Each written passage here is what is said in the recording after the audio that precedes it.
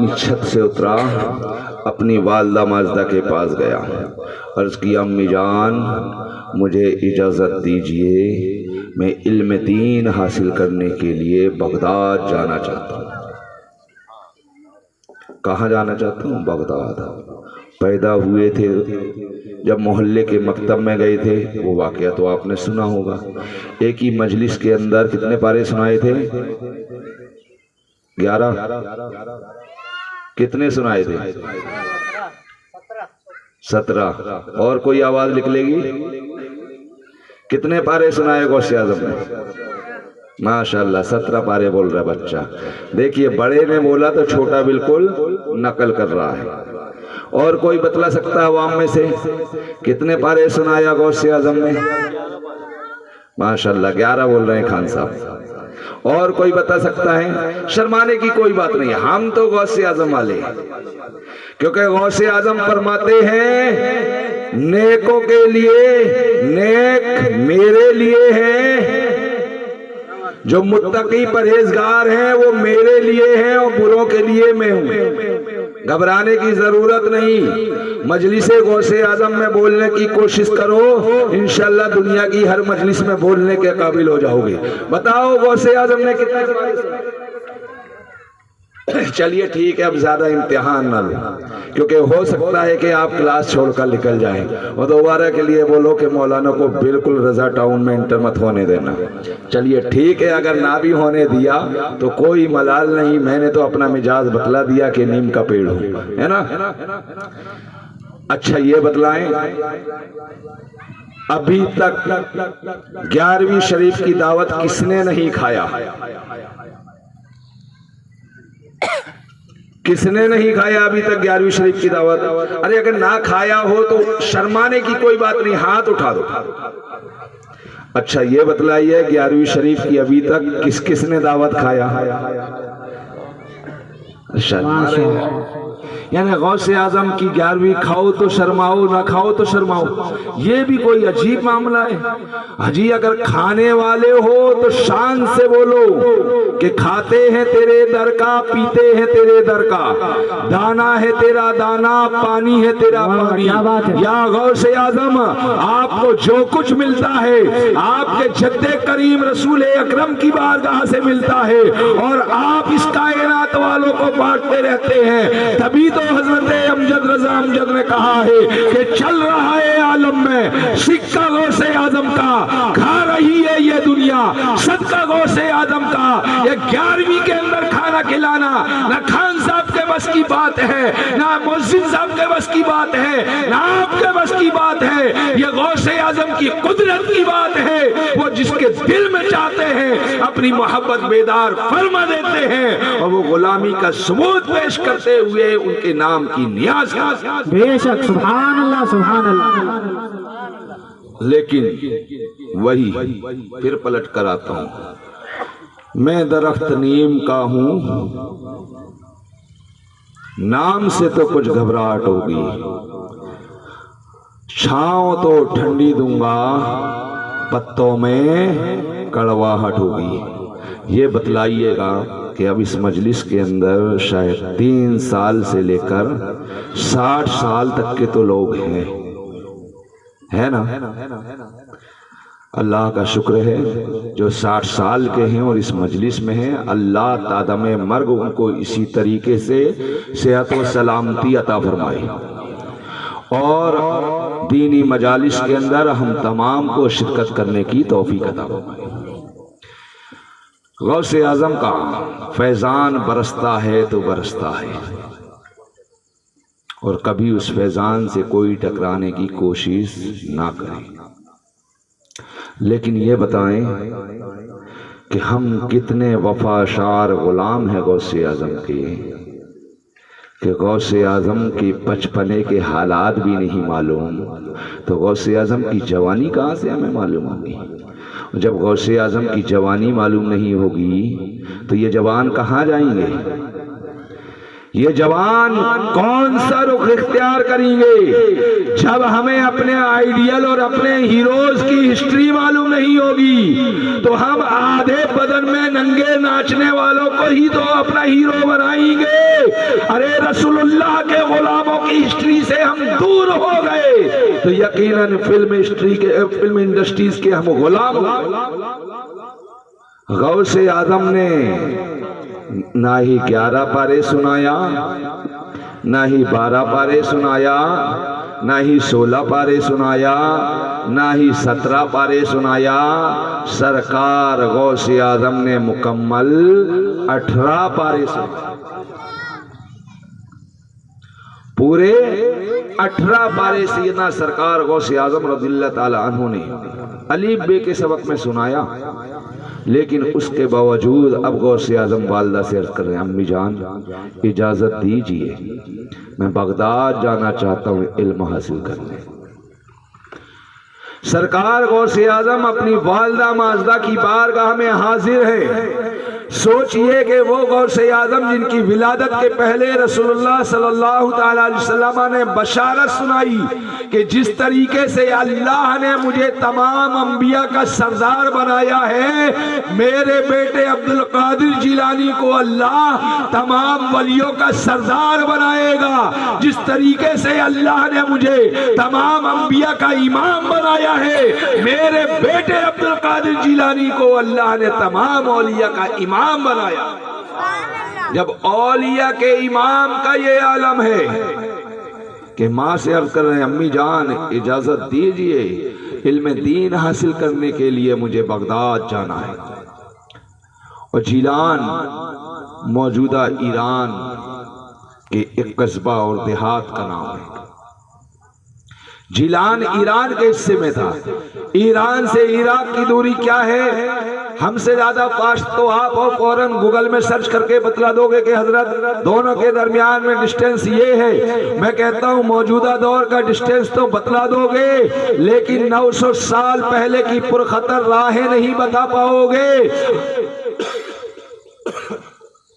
900 साल पहले की पुरखतर राहें नहीं बता पाओगे। उसके बावजूद जो है गौसे आजम रज़ियल्लाहु ताला अन्हु माँ से अर्ज करते हैं, अम्मी जान मुझे इल्म दीन हासिल करने के लिए जाना है। मुसलमानों, इल्म याद रखना, वो इल्म दीन का हो या वो इल्म दुनिया हो, इल्म हमेशा जो है जिसके सीने में पहुंचता है उसकी जिंदगी को मुनव्वर किया करता है।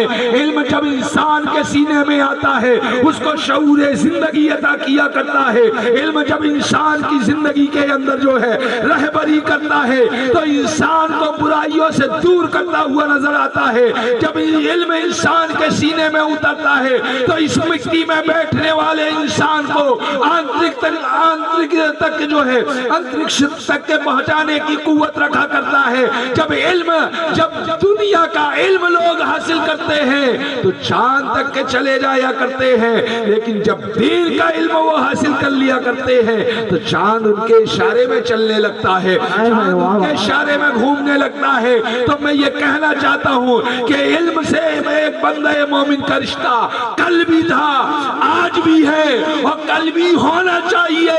इसलिए तो डॉक्टर इकबाल ने कहा है कि इल्म सिखाता है आदाबे खुदा का ही, तो खुलते हैं गुलामों पर असरारे शहंशाही। सुभान अल्लाह, सुभान अल्लाह। नारे तकबीर, नारे रिसालत, नारे रिसालत, जश्ने गौसुल वरा, जश्ने गौसुल वरा, नारे रिसालत। सुभान अल्लाह। इल्म से रिश्ता टूटा, जहालत से रिश्ता मजबूत हुआ।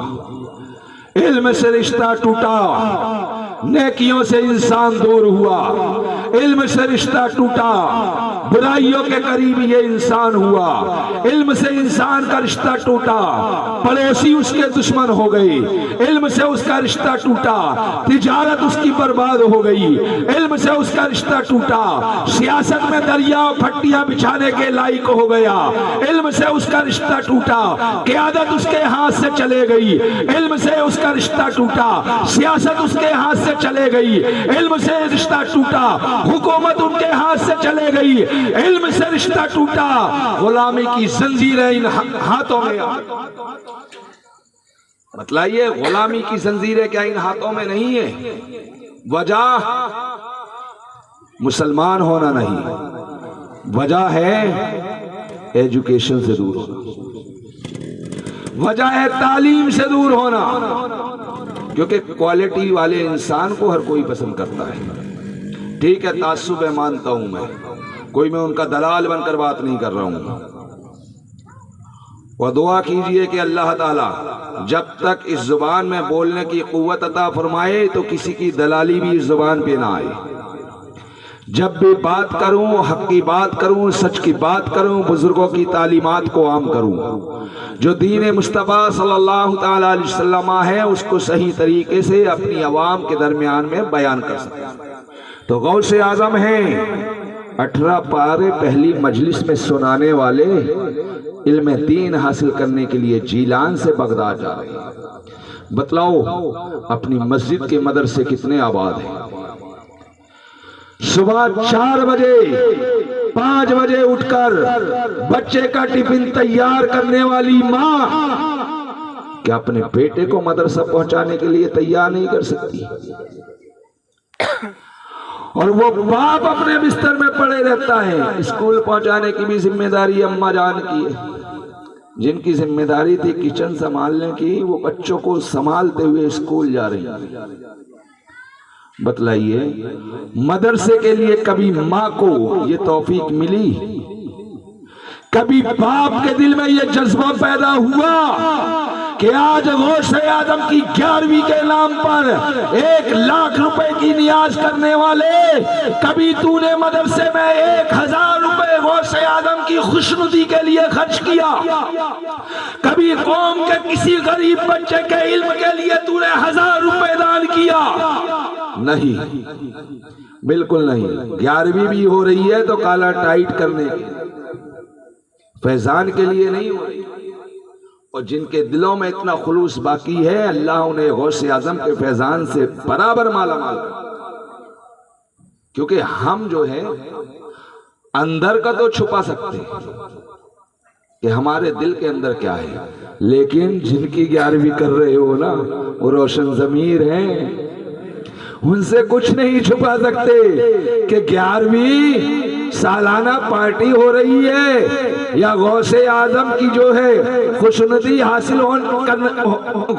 हासिल करने के लिए हो रही है, ये 11वीं मोहल्ले वालों को राजी करने के लिए हो रही है या शाहे जिला को राजी करने के लिए हो रही है, ये 11वीं मोहल्ले के इमाम को राजी करने के लिए हो रही है या इमामुल औलिया को राजी करने के लिए हो रही है। गौसे आजम से कोई नहीं छुपा। लेकिन बतलाओ, गौसे आजम की 11वीं, अगर मेरी आज 40 साल उम्र है, 3 साल से मैं दावतों में जाना शुरू किया, कितने साल से खा रहा हूं गौसे आजम की 11वीं? 3 साल की उम्र थी, अभी 40 हो गई। कंटिन्यू 37 ईयर्स, 37 साल से गौसे आजम की 11वीं खा रहा हूं। लेकिन गौसे आजम की जिंदगी को कभी पलट कर देखने की मैंने जरूरत ही महसूस नहीं की।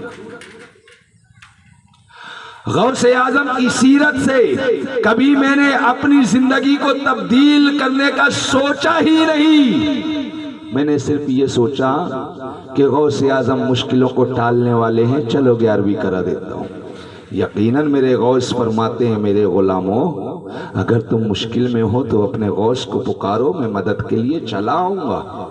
इसलिए कि अल्लाह ने उन्हें इतनी कुव्वत अता फरमाई है। वह फरमाते मैं अपने चाहने वालों के दरमियान में चला आऊंगा। अब ये बतलाएं एक मिसाल के जरिए, कोई यहाँ पे कांग्रेस का लीडर हो और इलेक्शन के दरमियान में वो जो है भाजपा का प्रचार करने लगे, तो वो कांग्रेस का वफादार सिपाही है या कांग्रेस का गद्दार सिपाही है?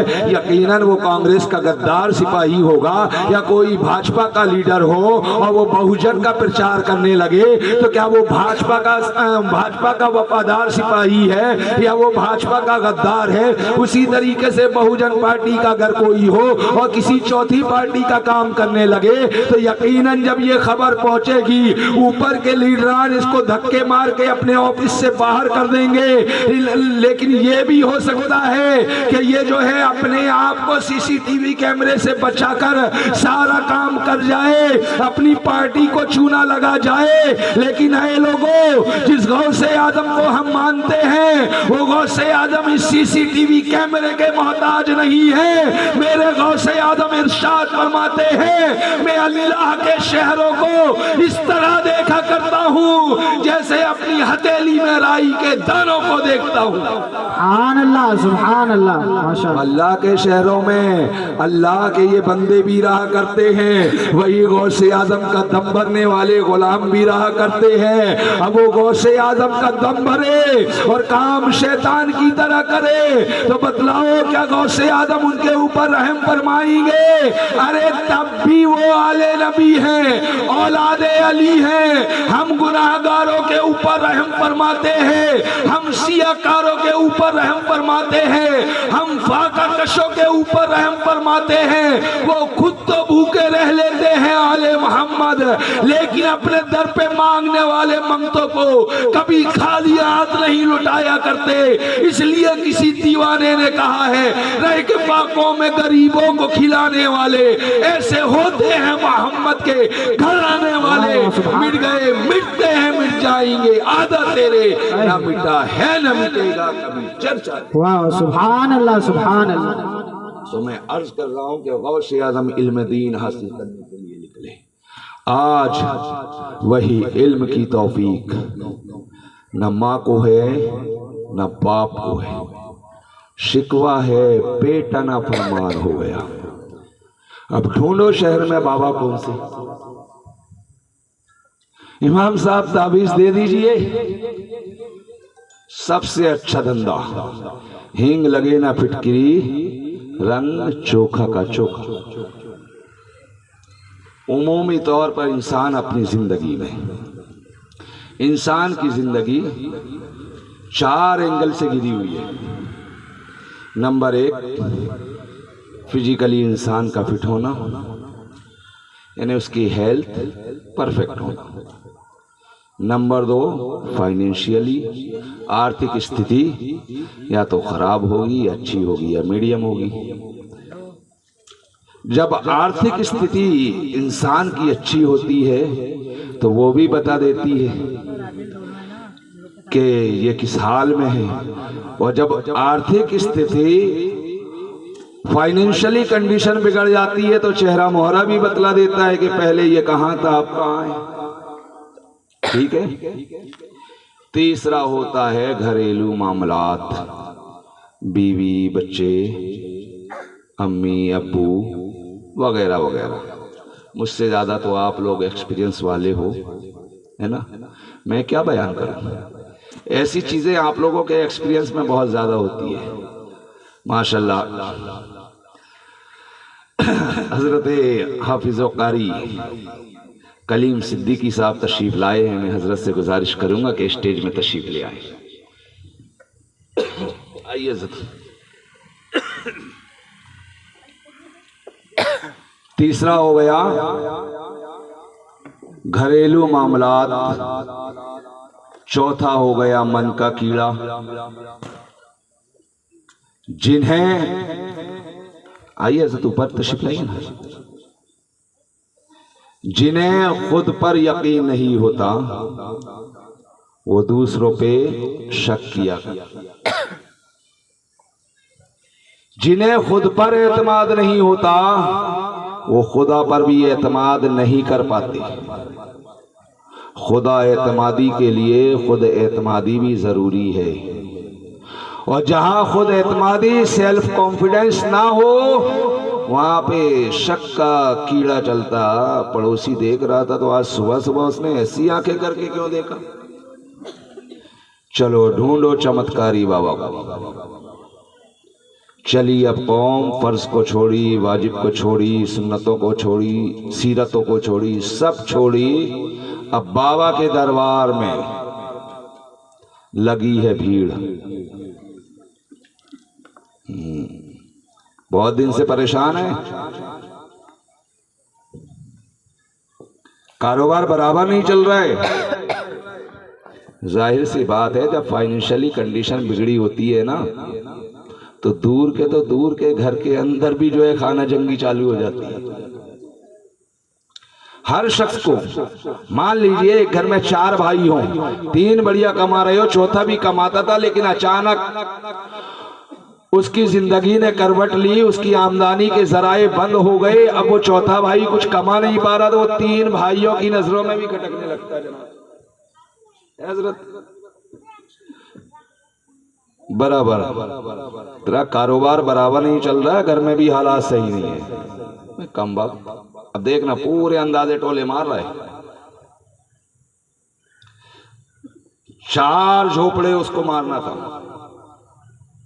यहां क्या बोलते हैं, इस तरीके से लकड़ी घुमा के जो मारा जाता है, लट नहीं, वो लट तो छोड़ा नहीं जाता। मान लीजिए कि किसी चीज को अपनों को मारना है ना, जैसे कुत्ते वगैरह को मारना लकड़ी से, और वो लकड़ी फेंक कर मारना है, तो एमपी के अंदर उसको जो है झोड़ा बोलते हैं। तो उसने 4 झोड़े मारा। अव्वल, तेरा कारोबार बराबर नहीं। दूसरा, घर में बहुत अनबन चल रही है। तीसरा, तेरे को अच्छा नहीं लगता आजकल, तेरा मन बहुत उदास रहता है। एक कम वक्त जो आदमी आर्थिक तौर पे टूटा हुआ हो, माशी तौर पर जो कंगाल हो चुका हो, उसके घर में खाना जंगी चल रही हो, वो आदमी खुश कैसे रहता? जाहिर सी बात है, वो आदमी हमेशा टेंशन में रहेगा, डिप्रेशन में रहेगा। और चौथा एक और उसने इसी तरीके से मार दिया कि आजकल जो है तुम निकलते हो ना, तो तुम्हारे पड़ोस वाले भी थोड़ा सा तुमको गलत नजरों से देखने लगे। 4 मारा था जनाब, 4 सटीक बैठे। अब ये बन गए भक्त। अब अजान हो रही है, कहाँ जा रहा है? बाबा के पास जा रहा हूँ। नमाज हो रही है, कहाँ जा रहा है? बाबा के पास जा रहा हूँ। कुरान मुकद्दस की तालीम हासिल नहीं किया, कहाँ जा रहा है? बाबा के पास। और उस बाबा का खुद का ये आलम है कि वो देने वाला कुछ नहीं, लेने वाला है। उसने ले लेकर झोपड़े में रहने वाला 4 मंजिले की बिल्डिंग बना लिया। और ये देने वाले लोग कल भी फटे हाल घूम रहे थे, आज भी फटे हाल घूम रहे हैं। उस बाबा के अंदर अगर इतनी शक्ति होती तो वो जो है आपसे कुछ लेता नहीं, बल्कि आपकी तकलीफ को चुटकियों के अंदर वहीं रफा कर दिया होता। और अगर वो गौसे आजम का दीवाना होता ना, तो खाली आपको नहीं लौटाता, बल्कि उसके जेब में जो कुछ होता तो बोलता, बेटा ये लो, मेरे से लेकर जाओ, अपनी जिंदगी की मुश्किलात को दूर कर लो। तो ये मेरी कौम, ये झूठे बाबाओं के चक्कर में ना जा। झूठे बाबाओं के चक्कर में तू जाना शुरू हुई, तेरे मोहल्ले में वहाबियत दाखिल होना शुरू हो गई। इन मक्कारों की चौखटों पे तूने जाना शुरू कर दिया। लोगों ने सच्चे अल्लाह वालों को निशाना बनाना चालू कर दिया। तूने इन मक्कारों को अपने सर का ताज बना लिया। शैतान तेरे ऊपर हावी हो गया। अब जितने तुझे दीन की तबलीग करने वाले थे, ये तुझे दुश्मन नजर आने लगे। गौसे आजम की जिंदगी को देख, मेरे गौसे आजम पैदा हुए हैं, 18 पारे के हाफिज कुरान है, लेकिन माँ से अर्ज कर रहे अम्मी जान, बगदाद जाना है। बता कब निकला? ना बाप को तौफीक हुई। चलो ठीक है, अगर तुम्हारा जमाना गुजर गया तो मौत के पहले दरवाजा बंद नहीं हुआ। अरे स्कूल और कॉलेज के अंदर एज की लिमिट होती है, लेकिन मुस्तफा जाने रहमत सल्लल्लाहु अलैहि वसल्लम ने अपने गुलामों के इल्म हासिल करने के लिए कोई लिमिट नहीं रखी है। आका इरशाद फरमाते हैं, ऐ लोगों तुम इल्म दीन हासिल करो, माँ की गोद से लेकर कब्र की कोख तक के इल्म हासिल करने का हमें अल्लाह के रसूल ने हुक्म दिया है। इसलिए कि हमारी जिंदगी बदलती है, जिंदगी के मसाइल बदलते हैं। कोई इंसान जो है बचपने के आलम में जवानी के मसाइल नहीं पूछता है, कोई जवानी के आलम में बुढ़ापे के मसाइल नहीं पूछता है कि हजरत बैठकर नमाज पढ़ूंगा तो हो जाएगी या नहीं हो जाएगी। जब उस मंजिल में पहुंचता है तभी उन मसाइल की उसको जरूरत पड़ती है। इसलिए मुस्तफा ने उम्मत के ऊपर करम फरमाया। कहे लोगों तुम अपनी जिंदगी में जैसी जैसी तुम्हारी जरूरियात बढ़ती जाएंगी वैसा वैसा इल्म दीन हासिल करते जाना, जब तक कि तुम तन्हाई के मसाइल सीख लो। अब तुम जो है जोड़ीदार हो गए हो, जोड़ी के मसाइल से, यानी जोड़ी के मसाइल सीखो। उसके बाद में बाप बन गए, एक बाप का किरदार क्या होना चाहिए, वो मसाइल भी हमें और आपको सीखना जरूरी है। लग रहा होगा कि मौलाना को कहाँ के कहाँ इमाम साहब 11 बज गए। देखिए घड़ी के 11 बज गए और 11वीं वाले पीर की ही में क्या बात है, सुभान समझ में नहीं आया। अब मैं ज्यादा आप लोगों को नहीं तड़पाऊंगा क्योंकि गौसे आजम की मजलिस है ना, अगर हो सकता है मैंने तड़पा दिया और इसमें कोई उनका दीवाना बैठा हो, उसने अगर या गौस कहकर उधर सदा लगा दी तो इधर मेरा काम हो जाएगा, इसलिए मैं ज्यादा आपको नहीं तड़पाऊंगा। बस इतना याद रखो कि गौसे आजम इल्म दीन हासिल करने के लिए बगदाद मुअल्ला तशरीफ ले गई। ऐ सुन्नी मुसलमानों, इल्म दीन खुद भी हासिल करो, अपनी औलाद को भी इल्म दीन हासिल कराओ, उसी से आपकी भी जिंदगी मुनव्वर होने वाली है, बच्चों का मुस्तकबिल भी रोशन होने वाला है। ये गौसे आजम की सीरत का अजीम पहलू है जिसको हमने फरामोश कर दिया। सैयदना सरकार गौसे आजम रज़ियल्लाहु ताला अन्हु ने इल्म दीन हासिल किया। सूफिया फरमाते हैं तक़वे के लिए पहले इल्म हासिल करना ज़रूरी है, तो गौसे आजम ने इल्म हासिल किया। अब गौसे आजम रज़ियल्लाहु ताला अन्हु हज़रत सैयदना अबू सईद मखज़ूमी रहमतुल्लाह ताला अलैहि से बैत हो जाते हैं। बैत होने के बाद में गौसे आजम रज़ियल्लाहु ताला अन्हु सिर्फ निस्बत पे नाज करते हुए नहीं घूमे। गौसे आजम जो है हज़रत अबू सईद मखज़ूमी अलैहि रहमत रिज़वान की सिर्फ गुलामी का ऐलान करते हुए नहीं घूमे। जिस तरीके से आज हमने अपना मिजाज बना लिया है कि मैं फला का मुरीद हूँ, फला का मुरीद हूँ, मैं फला का मुरीद हूँ, फला का मुरीद हूँ। बस सुन्नी नौजवान इसी में लगा हुआ है कि मैं फलाने हजरत से मुरीद हूँ, फलाने हजरत से मुरीद हूँ। याद रखो ये निस्बत उसी वक्त में काम आने वाली है। रब ने कामयाबी की तीसरी मंजिल बयान किया कि वब्तगू इलैहिल वसीला, कहे लोगों अल्लाह तक पहुंचने के लिए वसीला तलब करो, अभी मंजिल मुकम्मल नहीं हुई है। मेरा रब इरशाद फरमाता है वजाहिदू फी सबीलिही, और अल्लाह की राह में जद्दोजहद करते रहो। ऐसा नहीं है कि मुरीद हो गए अब पीर के नाम की चादर ओढ़कर सो गए, हम तो फलाने हजरत के मुरीद हैं, अब हमें नमाज की जरूरत नहीं है, हम गालियां बकते हुए घूमे हमारा काम चल जाएगा, हम डबके हजरत के मुरीद हैं हमारा काम हो जाएगा। याद रखो अगर मुरीद होने के बाद में अगर तुम्हारे दिल में पहले मुसलमानों की मोहब्बत थी और अब आपस में नफरत पैदा होने लगी है, तो याद रखना तुमने अपना हाथ किसी पीरे रहमानी के हाथ में नहीं बल्कि पीरे शैतानी के हाथ में। पीरे रहमानी आपके दिल में मोहब्बत के फूल खिलाएगा, पीरे रहमानी आपके दिल में खौफे खुदा पैदा करेगा, पीरे रहमानी आपके दिल में इश्क़ मुस्तफ़ा पैदा करेगा, पीरे रहमानी आपके दिल में अल्लाह और उसके रसूल की अजमतों को डाल देगा और फर्ज़ो वाजिबात पे अमल करने की तलकीन करता रहेगा। लेकिन आज फायदा जो नहीं मिल रहा है ना, उसकी वजह है न मुरीद होने वाला सच्चा है ना ही करने वाला सच्चा, इल्ला माशाअल्लाह। जिसको अल्लाह ने ये दौलत से नवाजा वो बड़े खुश नसीब है। पहले लोग मुरीद हुआ करते थे, अब जबरदस्ती पकड़ पकड़ के बाड़े में डाले जाते हैं, जबरदस्ती पकड़ पकड़। गौसे आजम भी मुरीद हुए हैं ना, ख्वाजा अजमेरी भी मुरीद हुए हैं, सरकार ताजुल औलिया और जितने भी बुजुर्ग हैं, सैयदना सरकार आला।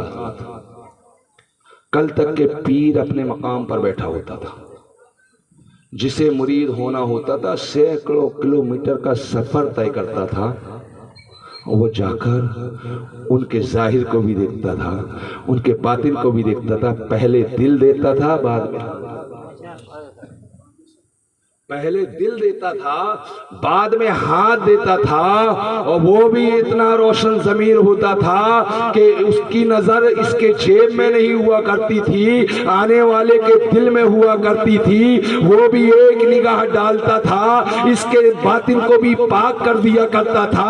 आया तो था मुरीद होने के लिए, लेकिन जैसे ही मुर्शिद निगाह डालता था उसका बातिन ऐसे पाक हो जाता था कि वो मुरीद अगर जमी की जानिब देखता था तो उसे तहतुस्सरा तक के सारे हिजाबात हटते हुए नजर आते थे। वो मुरीद आसमान की तरफ देखता था तो अर्शे आजम तक की सारी मंजिलें नजर आती। लेकिन आज हम जो है सच्चाई को देखे बिना सिर्फ जो है हाके जा रहे हैं, चले जा रहे हैं। तो जरूरी है, और मुरीद होने से पहले ईमान की सलामती और तकवा की दौलत जरूरी है। 4 अल्लाह तबारक ताला ने चीजें बयान फरमाई कामयाबी के लिए, ईमान, तकवा, वसीला। जो फैजान नहीं मिल पा रहा है, क्यों? क्योंकि तकवे का तो ऐसे जनाजा निकला हुआ है, उसमें हम सब शामिल है ना, कि तकवे की बुबास अल्लाह तबारक ताला ने अपने जिन बंदों के दिलों में रखी है, अल्लाह तबारक ताला उनको सलामत रखे, उम्मत के लिए बाकरामत बनाए, उनके सदक़े में हमारी ज़िंदगियों के अंदर आसानी अता फरमाए। तो मैं ये अर्ज़ कर रहा हूँ कि सैयदना सरकार गौसे आज़म रज़ियल्लाहु ताला अन्हु भी बैत हुए, सिर्फ गुलामी पर नाज करते हुए गौसे आज़म नहीं बैठे रहे। उसके बाद अब असल सफ़र शुरू होता है गौसे आज़म का। सैयदना सरकार गौसे आज़म फरमाते हैं, 25 साल में इराक के जंगलों बयाबा में घूमता रहा, मैं लोगों को बराबर पहचानता था, लेकिन ये 25 साल में लोगों ने मुझे पहचानना छोड़ दिया। सरकार गौसे आज़म ने मुजाहिदा कितने साल किया?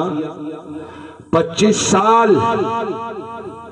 और वही सरकार गौसे आज़म है कि सैयदना सरकार गौसे आज़म ने ईशा की वजू से फजर की नमाज कितने साल पढ़ी?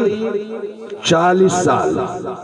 और वही सरकार गौसे आज़म रज़ियल्लाहु ताला अन्हु आप फरमाते हैं, मैंने अय्याम मुजाहिदा में 15 साल ऐसे गुजारे हैं कि रात में एक लम्हे के लिए नहीं सोया, और कहीं नींद ना आ जाए इसलिए दोनों पैर से नहीं एक पैर से खड़े होता था, और सारी रात में कुरान मुकद्दस की तिलावत को मुकम्मल कर लिया।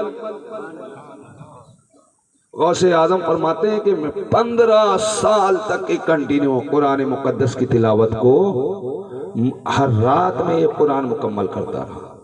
अब बतलाइए, मेरी 40 साल उम्र है, 3 साल से 11वीं की दावतों में जा रहा हूँ, 37 साल हो गए गौसे आज़म का कभी बकरा खा रहा हूँ, गौसे आज़म के नाम का कभी मुर्गा खा रहा हूँ, लेकिन आज तक कुरान पढ़ा नहीं आया। मैं कैसा गुलाम हूँ, मैं कैसा चाहने वाला हूँ अपने गौसे आज़म का। अरे ये अगर हम गौसे आज़म की सीरत से सबक हासिल नहीं करेंगे तो कौन बदअकीदे सबक हासिल करेंगे? ये हमारे बुजुर्ग हैं, अगर इनको फॉलो हम नहीं करेंगे तो कौन करेगा?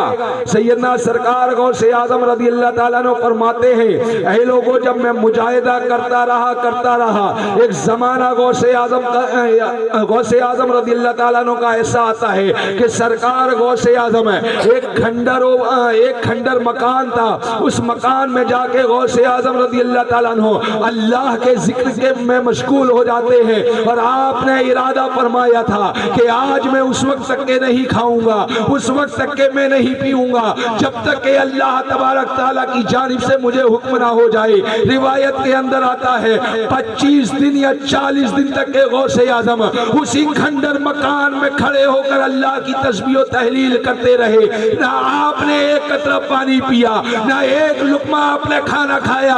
आसमान से एक दस्तरखान नाजिल होता है, लजीज ग़िज़ाएं उसके अंदर होती हैं। गौसे आज़म एक निगाह डालते हैं, फौरन अपनी निगाह को फेर लेते हैं तो गैब से आवाज आती है, ऐ अब्दुल कादिर, इसे तुम खा लो, हमने तुम्हारे लिए ही नाजिल फरमाया है। इसलिए तो इमाम अहले सुन्नत इरशाद फरमाते हैं, कसमें दे दे के खिलाता है पिलाता है तुझे प्यारा अल्लाह तेरा चाहने वाला तेरा। सुभान अल्लाह, सुभान अल्लाह, अल्लाहु अकबर,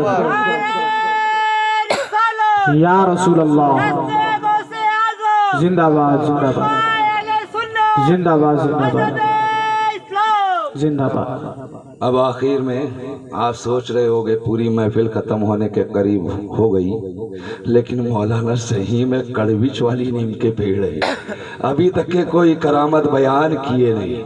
तो अकीदे की हिफाजत के लिए, ईमान की सलामती के लिए, अपने बुजुर्गों की निस्बतों को पहचानने के लिए बस एक करामा सैयदना सरकार गौसे आज़म की अब बयान करता हूँ और यहाँ पे मजलिस इंशाअल्लाह तबारक ताला ख़त्म।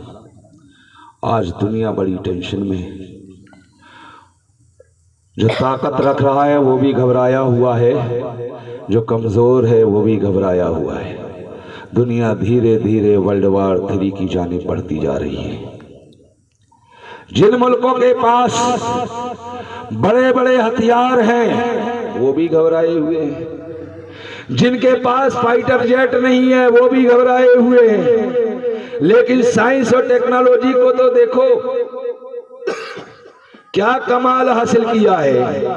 F-35 इतना बड़ा बम्बर जो सैकड़ों टन बारूद ले जाने की कुव्वत रखता है। जब साइंस और टेक्नोलॉजी ने कमाल हासिल किया तो 10-10 किलो के ड्रोन तैयार कर लिए गए हैं। इतना बड़ा फाइटर जेट कोई काम का नहीं है, उसको भी निशाना ये छोटे छोटे ड्रोन बना दे रहे हैं। और दुनिया उन ड्रोनों से जो है, उन ड्रोनों से दुनिया दहशत में है कि ये किसी रडार में भी नहीं आ रहे हैं, ये सैटेलाइट में भी नहीं आ रहे हैं। आखिर इस ड्रोन का तोड़ निकाला जाए और मुसलमान आज के दौर में जो है कोई चीज इजाद नहीं कर पा रहा है। लेकिन आए मेरे प्यारे, हम ईमान और तकवे की दौलत में कमजोर हुए हैं, इसलिए दुनिया के मामलात में भी कमजोर हुए।